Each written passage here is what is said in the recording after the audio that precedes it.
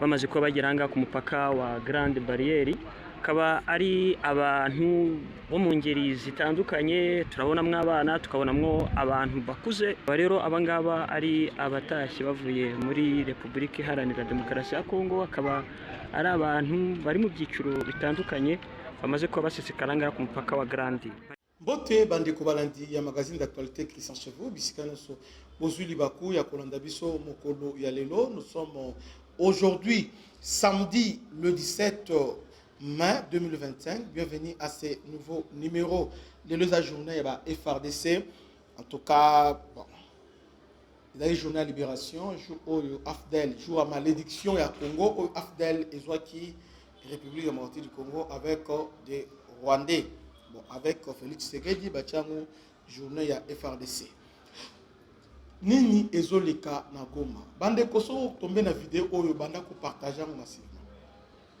Partager vidéo oyo. Il y a beaucoup de gens bazolanda biso mais ba s'abonner, commencez par s'abonner et partager cette vidéo. Nini ezoleka na Goma. Ngade on a bino pourquoi chaque jour on a au moins 6 émissions sur ce qui se passe na Goma, Ituri, tout ça. Pourquoi on a énergie wana? Pourquoi on a courage wana? Pourquoi on a motivé à ça là? Hein? On lutte contre des informations parce que aujourd'hui Rwanda a dans la plus de comptes YouTube, on va propager la propagande, la fausse information. Rwanda a dans plus de comptes Twitter, bien X. Twitter, Baza et Belé. D'ailleurs, dernièrement, information, enquête m'a révélé que pendant celle la ligne juif, alors il y a beaucoup de comptes robots. Plus de 3 millions de comptes robots utilisant propagande au niveau RDC. À part Oana, na Facebook, na TikTok, Baza. Et puis, faiblesse à Congolais anime, tout l'imbongo, et puis, bon, ils avaient faute na bisoté. Parce que les lots jeunes, tout commis sans espoir. Ozo vivre, ozo la baninga, bazo bonga. Baninga, bazo avancer. Baninga, bazo progresser. Mais yo, pour ozo musala, il faut travailler par Indien. Indien, $60, transport na yo, transport na yo, au Beli, Yomoko, au Koufi, Yomoko. Alors, avec événement TikTok, les Congolais nous sont et soumis pe Congolais pe a progressé moins mouké.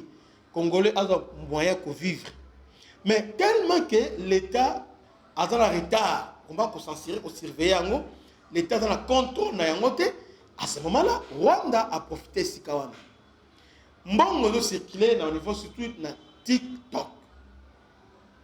Les Rwandais, les jeunes TikTokers, les influenceurs la plupart. Mbongo et Koti. Parce que Mbongo, bon, ça va Rwanda. Donc, autant dans le Rwanda, autant dans le Rwanda, clairement, mais voilà, Mbongo na biso, t'as la foule d'Engezali, Mbongo na biso, t'as la loi d'Engezali, Mbongo na biso, corruption. Aux autres dénoncer, Babylone, aux autres dénoncer. C'est vraiment aux autres dénoncer. Mais entre-temps, TikTok a suivi dans le monde entier. Toi, tu crois que aux autres combattre alors que les autres détruire Mboka na yo. Et puis, ils disent même que vaut mieux que tu n'anga aya. Que tu sais que bon, je m'arrête là. Alors, et là on va par là. 2 semaines où il y a un événement isolika. Rwanda nous a traqués, massacrés, pillés, détruits pendant 30 ans. 30 ans. Sans relâche pendant 30 ans. Dans 30 ans, Rwanda a réussi à placer ba pion na Congo. À niveau armé, à niveau de la police, à niveau de l'administration, à niveau de la présidence, à niveau de placer. Alors, les infiltrés rwandais, quand on dit infiltrés rwandais, que les rwandophones, il y a des gens au Lelo, Banebele, dans Congo Baluba. effectivement maman Azam Luba. Bamususu koma batabandundu. Maman Azam Tabandundu. Équateur n'a eu mais ces gens-là sont déjà préparés. Ils ont ça là compte à Rwanda. Bazana armée, bazana bisque belé. Sont hollandais liés, ils sont même conseil chef de l'État. Oui, que à la peine on a Kabongombala tout ça. Mais ils ont un passeport rwandais. Donc infiltration à un niveau en santé. Rwanda a tout fait que à maintenir Bissau, hein, la pauvreté, à maintenir Bissau la médiocrité, à maintenir Bissau na système de prédation. Oui,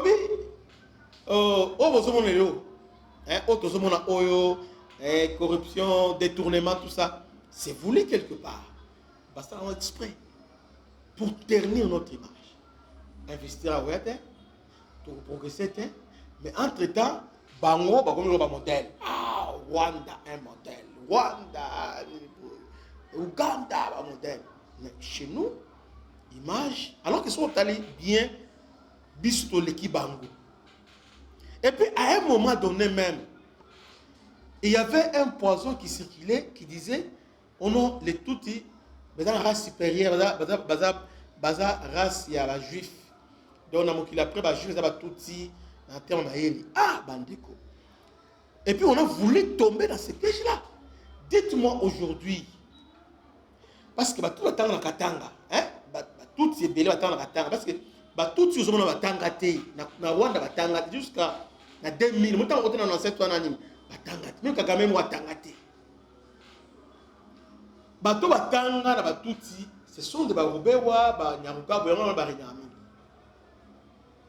Babisimagara, Babugera, dès que tu bouges après, Bato Batanga, alors, dites-moi, il y a des gens, est-ce que, dites-moi, Bazaki brillant en dénigité. Sauf que moi, je qui attend la prise de conscience que Bala Moussou va pas dans l'ensemble. Au moins, nous avons la conscience que, ah, nous avons un objectif pour à cause de la série. Bango, il y a un objectif, Batanga, pour un jour, on va le créer.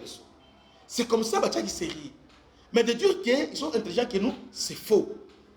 Alors, que non, ils sont, les soldats rwandais sont meilleurs que nos soldats. C'est faux. Moi, j'ai vérifié ça. Moi aussi, mais après avoir couvertir, il y a guerre, guerre, au moins, peut-être à découvrir un Mikolo, peut-être année, mais depuis quand là? Dans la Facebook, il y a des années, tout ça là qui n'a pas sommet. Peut-être que nous allons le bout. Déjà. Alors, qu'est-ce que tu découvres dans la guerre au monde, Rwanda a une capacité. Rwanda n'est pas plus que le FARDC. Non! Si tel était le cas, même dans le classement, Rwanda est déjà parmi les unités. Mais Rwanda a profité de la division de Nabiso. Na cupidité na biso pe naïveté na biso. Rwanda avantage les animes. Il est infiltré biso mais nous sommes incapables de l'infiltrer. Voilà le problème.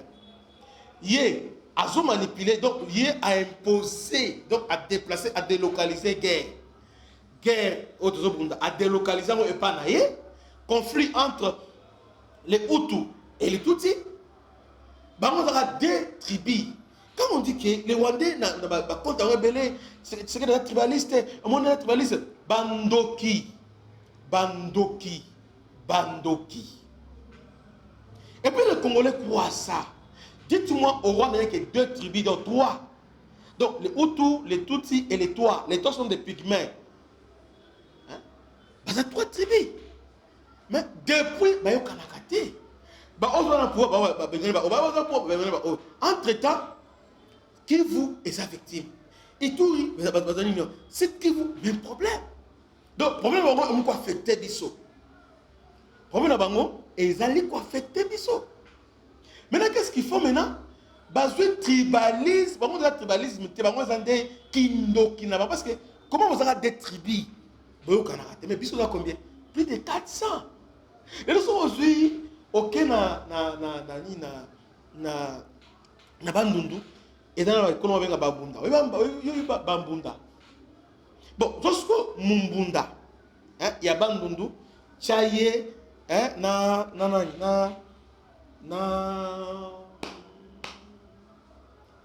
Emma par exemple, dans les voies et tout. Rapport aux athées. Bazabena diamétralement opposé quant à la culture. Mais on vit ensemble. Autour de mon Emma, Azulani, non, chacun a sa place. Et puis, là, tu vas au Congo, depuis Mobutu, Joseph Kabila, même Joseph Oyo. Au comment on a été que la tribu Moko Oyo Dobina Kanu Tete Zelarati. Mais au moins, chaque président a fait un ça, c'est vrai.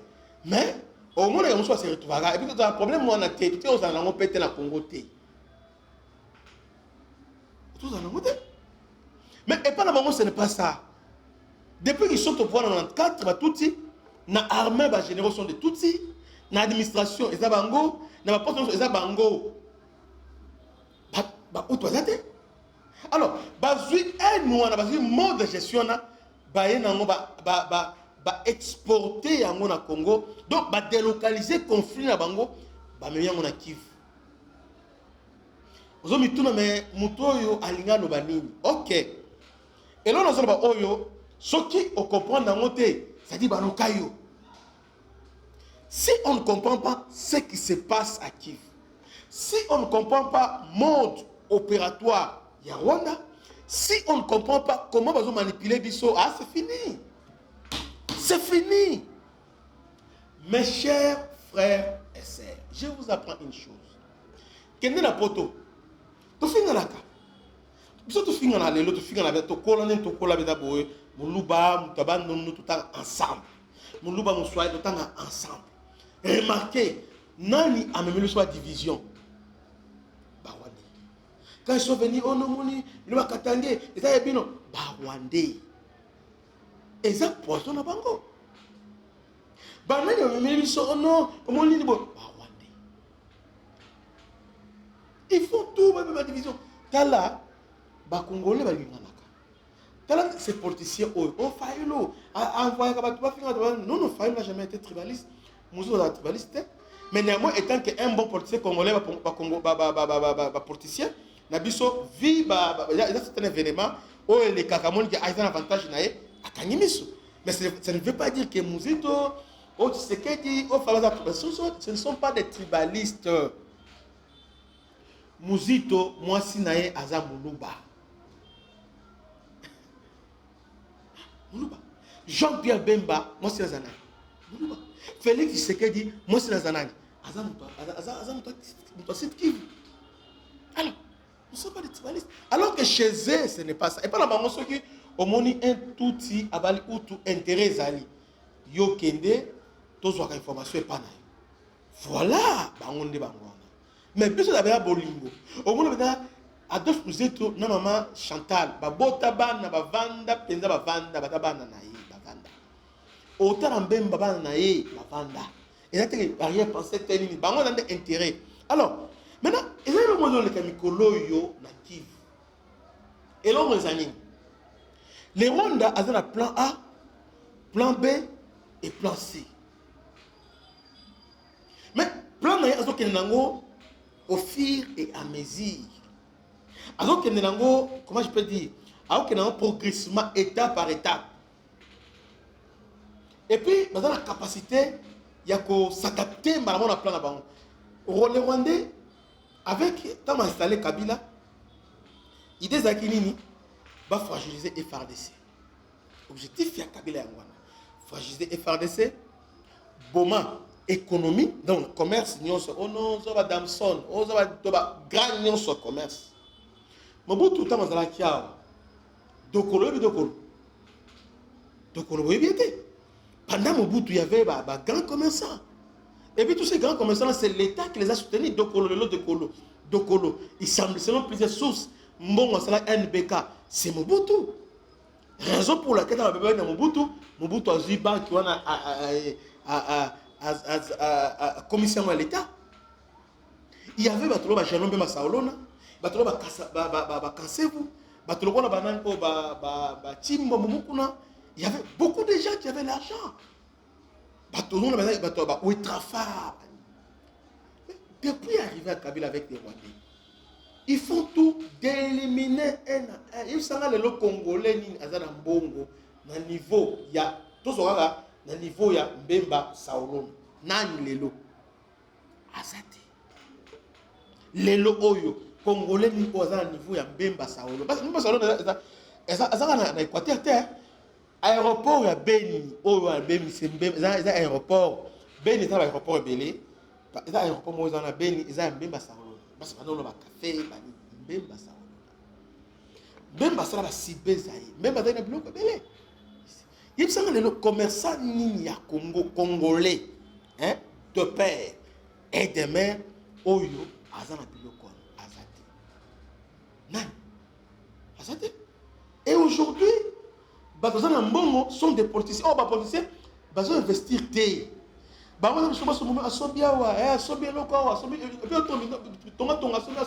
Ils n'ont pas la culture de convertir. Voilà comment Kabila a détruit. Entre-temps, lui-même, à côté des Indiens, il a eu place à la Congolais. Les Libanais, il a eu place à la Congolais. Et puis, les West Af, il a eu place à la Congolais.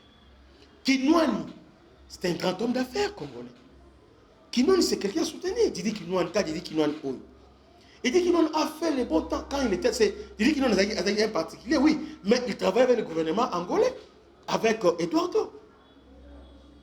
On a Zamboga, mais il dit qu'il a un Angola pour les inviter à Zahao. Tout ça, va minérer Béléao. Il dit qu'il a la place dans le Congo, l'autre qui n'est non, tout le monde se soutient. Est-ce que Bamaté, tout ça, il a remonté? Comme ça, le Rwanda a détruit. Et là, batoma kasi lelo bazate. Kene ya moni intel bazate. Lelo nani oyo nani vena biso oyo Ledia. Azobunda bravo. C'est un modèle, un exemple. Mais au moins so la ni na sewa na mais samususu. Bon selon ba ni ça misisa donc eza mutumoko abatama na sima na yewana o to yebiso to yebike il y a une personne qui est derrière lui. Nini bon ngana osala bo ngana osala boyo za bo mais yemo bo Mobutu avait ce cœur là la pesia osala bo ça nous est payé il avait cet esprit là mais oyo obozo ba oyo ke zonga il a tout détruit. C'est un économiste donc azam mutu moko yé a commis donc il est là à investir pour le Rwanda biloko belé ba avion abomi tout abomi hein. Maintenant sur le plan politique il est là Rwanda a contrôlé Makambo Ebele dans le Congo. Ebele a contrôlé. Maintenant, je reviens maintenant à ce jeune Nanga Dijon. Pendant que je vous parle, après avoir exporté le conflit à Bango, plan A à Rwanda est Simbité, plan A à Kabila, ils ont été pour la ligne. Ils ont exploité après Kabila a signé l'accord. L'accord a été État fédéral par Kivu et Sengi autodétermination. Pour y arriver, Sengi va infiltrer la population ébélée. Bon, on vous dit que Kivu, et puis ça continue à l'Obama. Kivu est inhabité. Maintenant, les Rwandais, ils ont bisqué dans Kivu. Je parle Kivu dans son ensemble. Congolais, comme Makate, mais les Rwandais sont là. Dans la samba, dans la montagne, donc l'État, ils sont là. Ils comme village. Ils comme place là-bas. Donc, et puis la plupart des gens qui viennent là sont des militaires.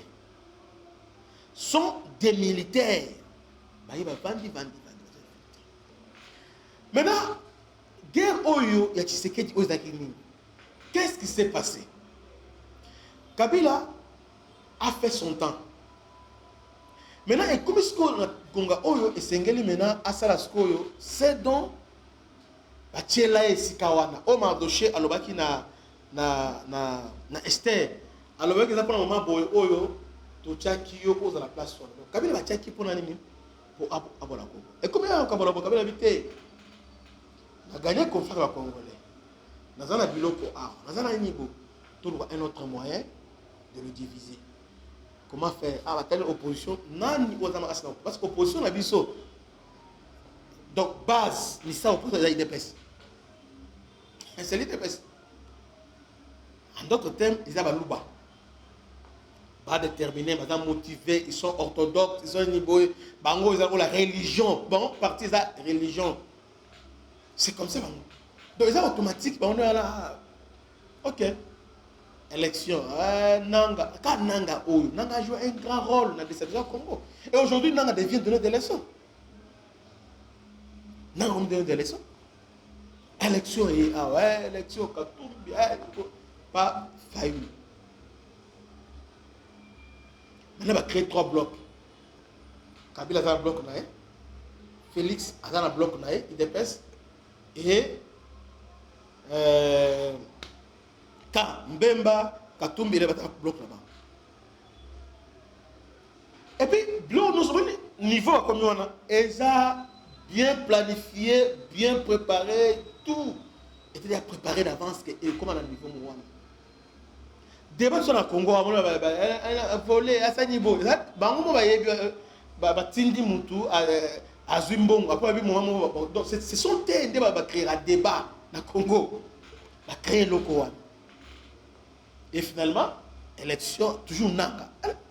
Nanga aujourd'hui, est-ce que quelqu'un, un civil, bien, Baramo Boé, a communiqué une place à l'TTT. Nanga a été préparé pour ça. Azam Nabango. Ici, je ne dis pas que Nanga n'est pas congolais, mais Azam Nabango. Alors, qu'est-ce qu'ils ont fait? Qui s'est dit? Alors, ce qu'on idée Kabila les Aguini, son idée des Aguini. Attendez Félix, profil, il y a Félix. Attends la IDPS, oui. Maintenant, Chadari et Simbité. Et Fayoul derrière lui, il y a Katumbi, il y a Mbemba. Katumbi, l'ennemi Jira Kabila, Mbemba aussi, l'ennemi Naïe. Quand Fayoul vous dit que Kabila a bien rempli ses pouvoirs, c'est le coup. Parce que jamais quand on a d'autres Kabila au salaire, place même dans Simanayo, quand on a pouvoir appeler ça. Là déjà écarté, déjà il a c'est comme ça maintenant. Attendez, c'est aussi ça me touche. La PCA, on a commencé à aller bien. Kabila a commencé à préparer ça. Il a commencé à préparer. Il y a une réunion qui 2018, dans le mois de janvier, février, mars. Il y a réunion entre Chio Kitundu, il est vivant aujourd'hui, que j'ai sali. Kalev Mouton, il est aussi vivant, que je salue. Et aussi Kanimbi. Delphin Kanimbi. Donc, ils ont discuté dans le Rwanda avant Kabila Kende, commençons d'abord par éliminer les FDLR. Et là, on a pas seulement parce que les Congolais aiment raconter et puis tout le monde lobby, contredire mais sans vérifier. On a dit c'est ça. Nous sommes dans le mois de 2017-2018. Il y a une opération qui doit se faire autorisée par Kabila. Les généraux non sur la FDLR, les grands non sur la FDLR, éliminer Bango, autorisé par Kabila. Kanyimbi, on a photo de la réunion entre Nimo. RFI, on a dit article RFI, Landa na RFI, il y a article RFI comme on a il a écrit ça. Donc, Bakei va préparer déjà tout obstacle pour la plan à Bango, va éliminer la FDLR. C'est comme ça. Kagame maintenant a garanti, maintenant, ok, tout ça. Ils ont fait ça. Félix arrive au pouvoir. Or, Félix, selon Kabila, il a un liga pamba. Donc, au Simba, il a un téléphone, soit Simba, depuis quand un président, ou il est président, ou ça la mandat, à la constitution, le big mandat renouvelabilité. Aux Ziboui, alors en 2023, on repère ça là. Et ce sont mon nom déjà. Accord le moment, voilà. Mais, Kabila, Yena Rwanda, il y a FDLR. De deux, dans le niveau armé, à ce temps organisé armé, les généraux au Lenga. Tel Olenga, là, allez, anticiper. À quelle retraite? Azui et Tumba, retraite. Azui Intel, retraite. Ok. Azui ce que John Numbi a un problème avec les Américains. Il y a des sanctions. Alors on met maintenant. Maintenant, Joseph va prendre une personne, un général, général Mbala. Général Mbala, bon, première fois dans mon colonel. Colonel Mbala. C'est un grand technicien, un grand tacticien, un homme qui maîtrise l'armée. Parce qu'à lui seul, Kabila Zaki, il est chargé d'administration FRDC, et puis chef de maison militaire, il y a président de la République. Il y a un, il y a FRDCP, chef de la maison militaire, il y a Kabila. Et puis il y a un grade de colonel. Donc, général Mbala, tous les FRDC, les généraux ne sont pas à Ebibango. Pourquoi? Parce qu'avant, c'est lui qui signe. Étant que chef de la maison militaire, c'est général Mbala qui signe. Donc, à la maîtrise, il y a tous les généraux. Et puis, à Yebi, avancement, grade, Oyo, Azaboy, Oyo, Aoutiboy, Oyo, tout ça pour la place, à Yebi, on a la maîtrise d'avant. Ok. Voilà maintenant, à la profil, il y a, aux états-majors, à Pessi d'Ambala. Maintenant, Azu, maintenant, anti-Mbala. Kabila Zayi Bongo. Maintenant, Mbala, ce que Azu a Pessi, Tango Fort. Adieu chargé de renseignement, Yépé, Tango Fort accusé par l'ONU qui est doté de la M23 arme.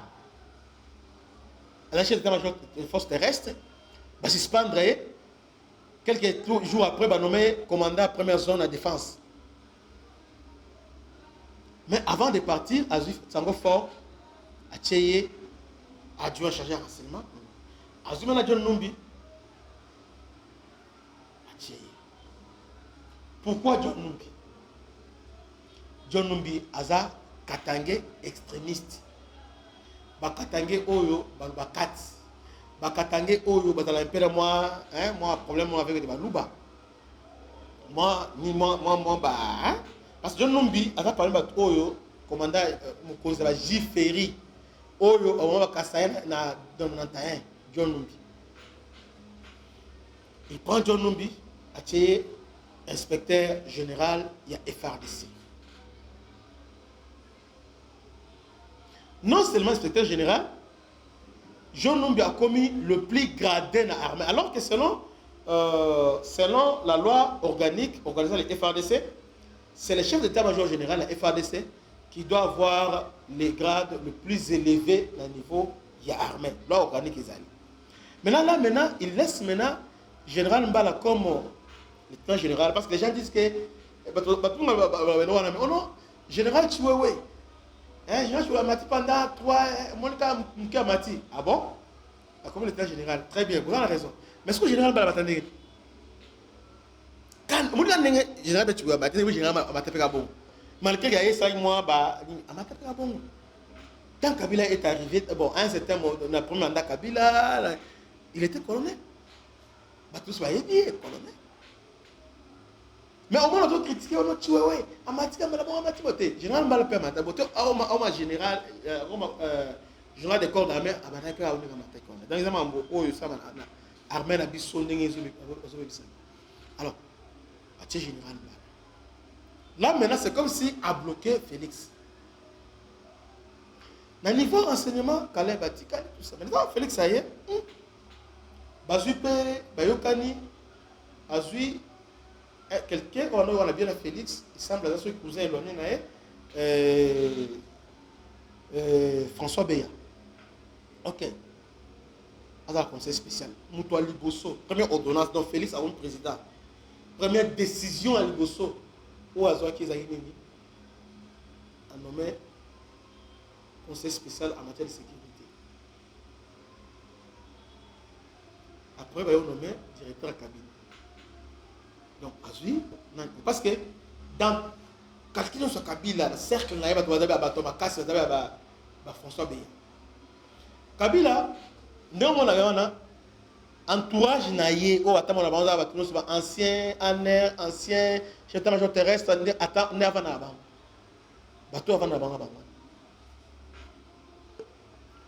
donc, il a fait ça pour bloquer Félix. Félix, quand il prend le pouvoir directement, est considéré avec Trump.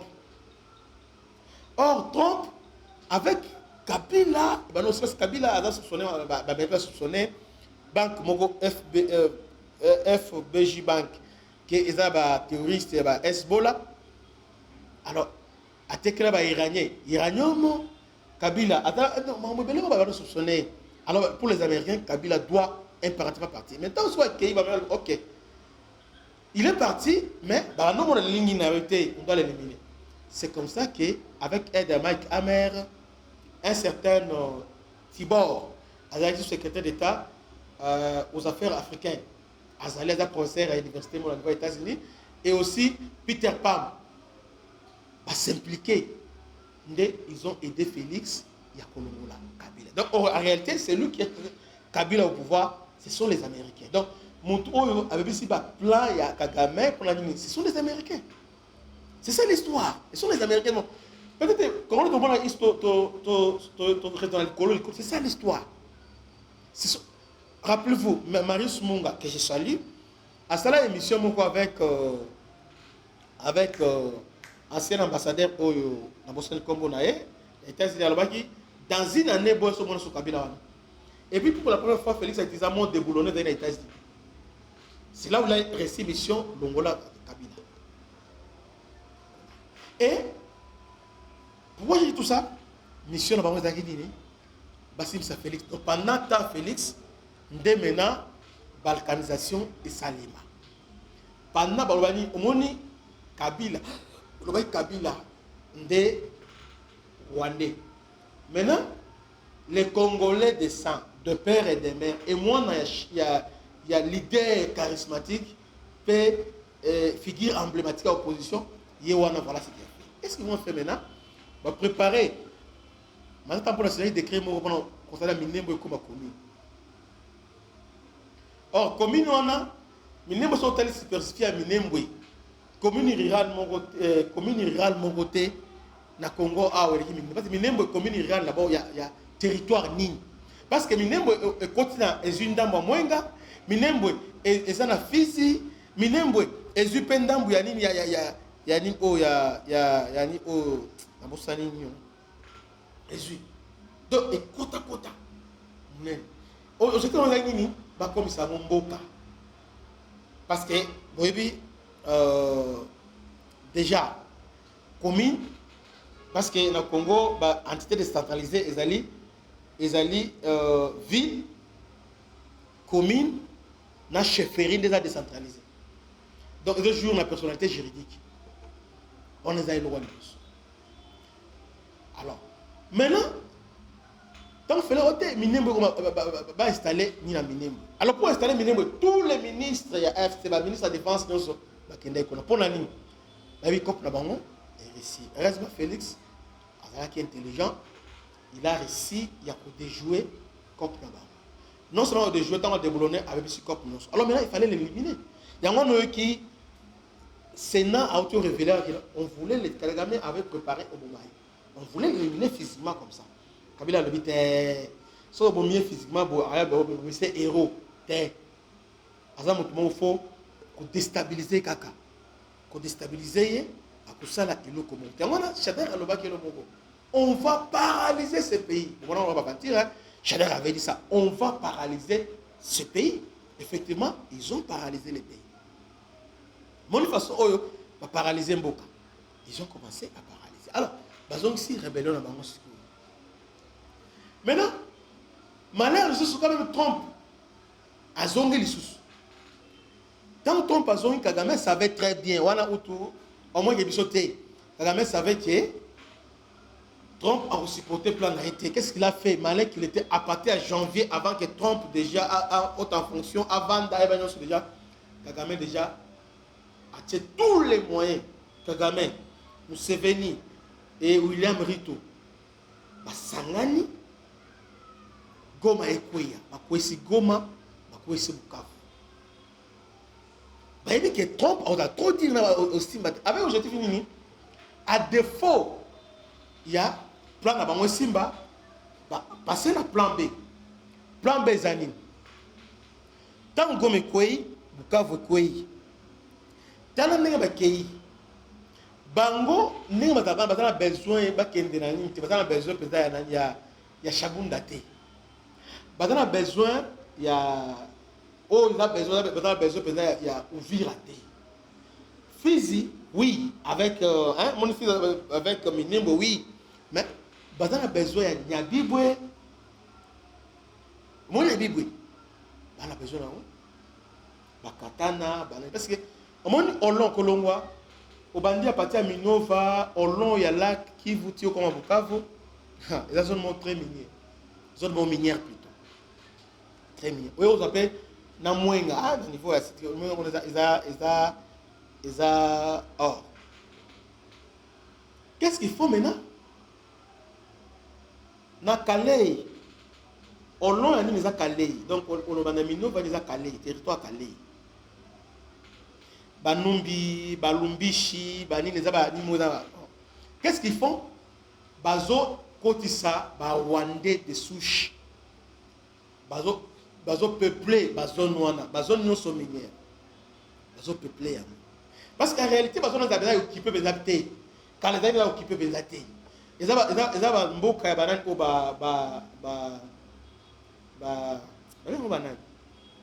av. Ils sont des av. Habitants Calais, na Idju, ils ont af.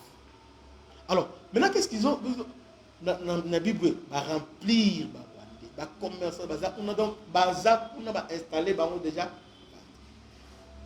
Après avoir installé bango, qu'est-ce qu'ils vont faire encore? Goma. Alors que la Goma, il y a une forte présence, il y a communauté Hutu. Pourquoi on a béni dans nos communautés? Parce que dans Hutu, dans Goma, la plupart, il y a des Rwandais, il y a aussi les autochtones Hutu. Parce que Hutu, comme tribu, comme ethnie en Congo, ils sont là. Et bien, autochtones Hutu, bon. Ils ont c'est du jour, mais ça existe. Même autant ça existe. Conseil Nyabirum. Aujourd'hui, Jean-Claude, Jean-Paul Seguiobe. Qui recteur, il y a l'université à Goma. Ils sont des Hutus. Alors, maintenant, qu'est-ce qu'il faut maintenant? 3 jours, Oyo, va comprendre que Trump maintenant a sévère na bango. Va Staline. Comment maintenant va faire infiltration na bango? La population. Va créer opération. D'abord, va créer chaos na Goma. Chaos Zani. Va créer, va semer terrain, climat et terrain na Goma. Ko boma, chaque boutou ko boma, ko tumba, ko kalinga, ko salani bodon, va semer terrain dans tous les quartiers à Goma. Après qu'on semer terrain, qu'est-ce qu'ils font? Bah, ils vont sapeur pompier. Ah, Monisque Fallon. États-Unis, la terrain habité comme écaté. T'es sadek qu'il faut au sadek n'aime dans ce terrain. Ok, États-Unis au sadek bolo. Maintenant, Batikali, qu'est-ce qu'il faut maintenant? Va créer patrouille dans bouclage. Pas va créer bouclage. Dans bouclage, on a Moutounion sera le Kinyarwanda. Ça a 100 Kinyarwanda. Moutounion sera oyo. Il a tout. Parce que il parle aussi les Kinyabusha qui sont presque les Kinyarwanda.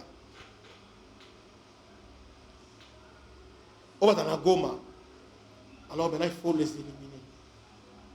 Na patrouille bazo kanga. Sont dans carte d'électeur T. Et puis quand on les appelle Sikate, son carte d'électeur Sika, ben on monika illumina yo a bakangi. Alors bakangi batu ebele. Ils sont plus de 40 000 au bakangi. Plus de 40 000. Ndam nam. Na 40 000 là, babomi ebele. Bazo mandenge ni. Bazo ma ciblé famille dans le pango. Ah dans le pango quelque part pas. Ba ciblé ba babomi yo.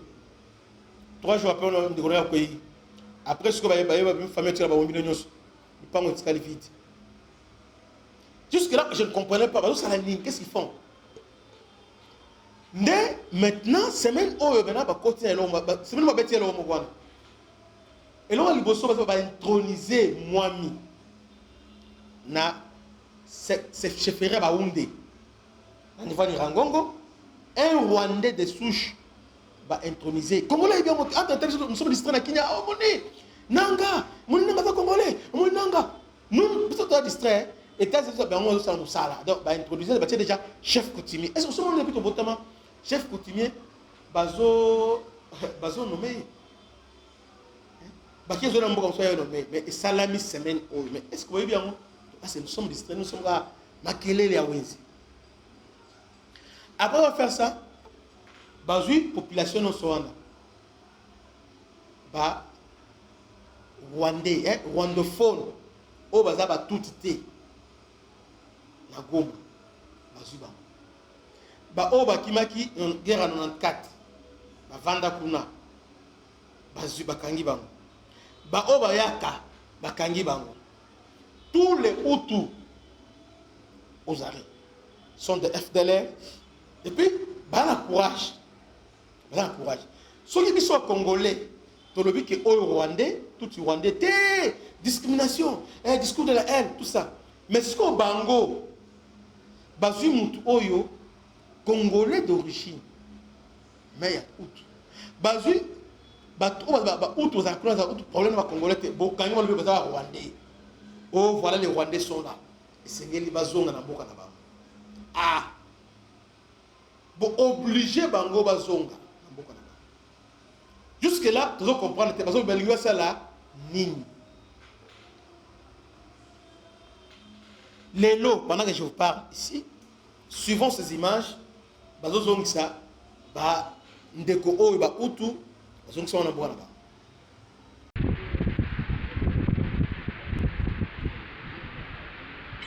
bamaze kuba bagera ku mupaka wa Grande Barriere, akaba ari abantu bo mu ngeri zitandukanye. Turabonamwo abana, tukabonamwo abantu bakuze. Rero abangaba ari abatashye bavuye muri Repubulika Iharanira Demokarasi ya Kongo, akaba ari abantu bari mu byiciro bitandukanye bamaze kuba basesekara ku mupaka wa Grande.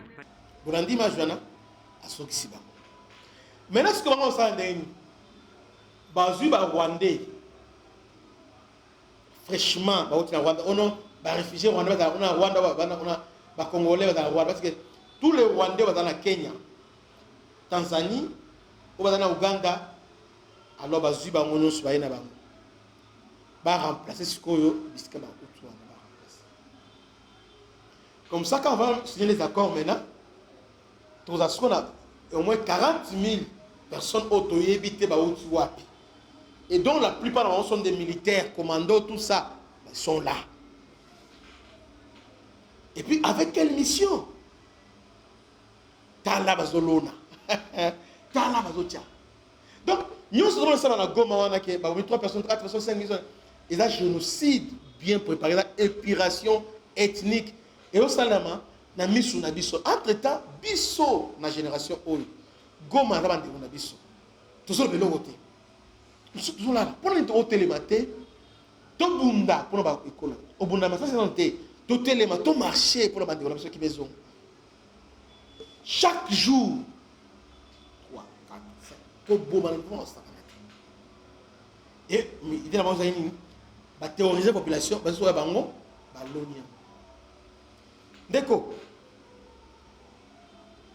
Soyons conscients que mbo na biso mabe ezali soutenir nanga te nanga azo travailler pour le Rwanda et puis après avoir fait ça ils disent maintenant nadoa au Kinyarwanda est comme 5e langue nationale.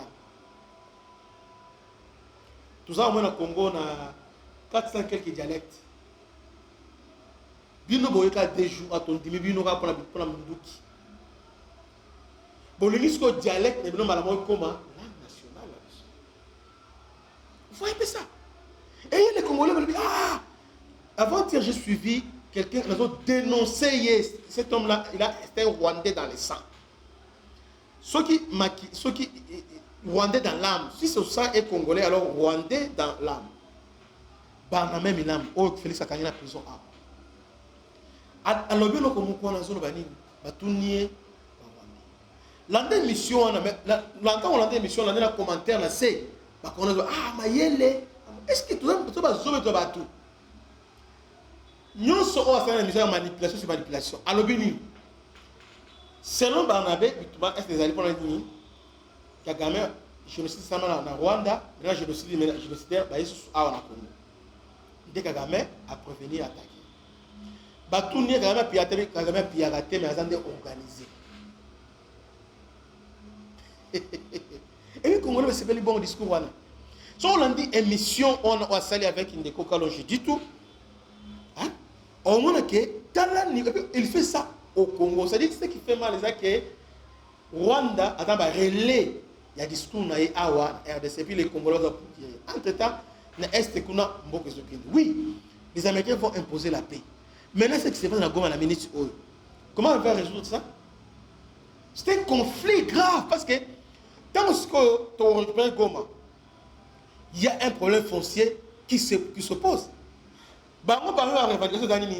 Tous les actes au Bangladesh, l'État a entériné en haut. Oh, quels sont les actes au Bangladesh? Nommé Mwami. Nommé Mwami. L'État à prendre compte. L'État a changé en tête à la rabon. Tant que vous avez changé de mikanda, vous avez combo, il y a l'État à prendre acte. C'est na kafia jabonde mwanga tutu ba pesa qui est Rubaya. En tout cas, nous allons pousser. Mais aujourd'hui, je voudrais vraiment expliquer ce qui se passe dans Goma. Là, c'est la première partie. Je crois que je vous ai presque expliqué plan Kagame, dès que c'est terminé par Congolais, pour Alona, Rwandais. Qui Dieu vous bénisse, c'était votre ami serviteur, le bishop Christian Lao. À la prochaine. Ciao.